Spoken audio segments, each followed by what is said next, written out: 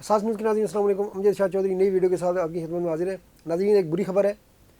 ایک پاکستانی ہے اٹلی میں بولونیا میں، اور جمعرات کی شام تھی اور اسے 3 بار گولیاں ماری گئی ہیں، جی ہاں، اور پولیس کن پہلوؤں پہ تحقیقات کر رہی ہے یہ بھی ہم آپ کو بتائیں گے۔ تو یہ بدقسمت واقعہ جیسا کہ میں نے بتایا کہ جمعرات کی شام کو 8 بجے یہ شبیر نام بتایا گیا اس کا، پاکستانی کا، یہ بلونیا کا علاقہ ہے وایا فچینی، یہاں ایک منی مارکیٹ ہے، تو اس منی مارکیٹ میں ہی یہ شبیر جو ہے وہ کام کرتا تھا۔ تو رات کو 8 بجے قریب وہاں مارکیٹ کے باہر کھڑا ہوا تھا، شاید چھٹی ہو گئی ہوگی یا ویسے ہی باہر آیا ہوگا، زیادہ امکان یہ ہے کہ چھٹی ہو گئی گھر جانے کے لیے نکلا ہوگا۔ تو وہاں پر ایک بندہ آیا، اس کے بہت قریب آ کر کلوز رینج سے اس نے ان کے اوپر ٹارگیٹڈ 3 فائر کیے ہیں۔ ایک فائر ان کے چہرے پہ لگا ہے، ایک ان کے بازو پہ لگا ہے، اور ایک ان کی ٹانگ پر لگا ہے۔ تو یہ بالکل ان کی جان لینے کی یعنی کوشش کی، ایک تو بہت کلوز مارا، اور پھر ظاہر ہے سر کے اوپر کے حصے پر مارنے کا مطلب یہ ہے کہ آپ نے جان لینے کی پوری کوشش کی ہے۔ تو یہ اس کے بعد وہ وہاں بھگدڑ مچ گئی، ظاہر ہے اتنے لوگ بھی نہیں تھے جو بتا رہے ہیں لوگ، تو وہاں بھگدڑ مچی، پھر وہاں پر لوگ آگے پیچھے ہو گئے، اور وہ جو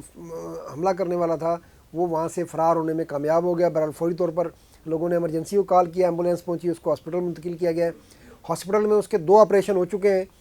گزشتہ چند گھنٹوں کے اندر، لیکن ابھی تک اس کی حالت بتا رہے ہیں تشویشناک ہے، اور اس کا بایاں حصہ زیادہ متاثر ہوا، وہ ابھی تک صحیح کام نہیں کر رہا۔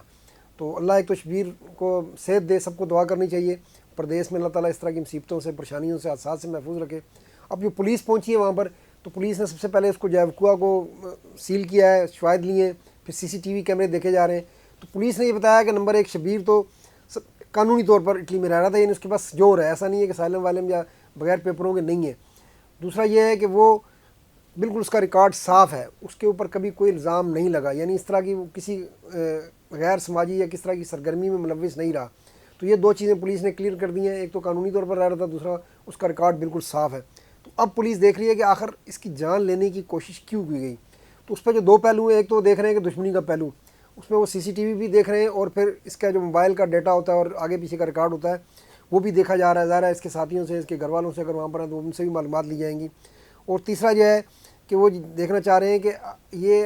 ایسا تو نہیں ہے کہ کسی اور کے لیے کسی اور کے شبے میں، لیکن ایسا لگتا ہے کہ انہی کو ٹارگٹ کیا گیا، کیونکہ ٹارگیٹر اکیلا بندہ کھڑا ہوا ہے، اس کو اگر قریب سے آگے گولی ماری جاتی ہے تو اس کا مطلب ہے اسی کی جان لینے کی کوشش کی گئی ہے۔ پولیس نے اس کو جان لینے کا ہی کیس قرار دیا ہے، اور اب اس پہ جب جیسی اپڈیٹ ہوگی ہم اس سے بھی آپ کو آگاہ کریں گے۔ ابھی تک اتنا ہی، انشاءاللہ پھر ملیں گے، اللہ حافظ۔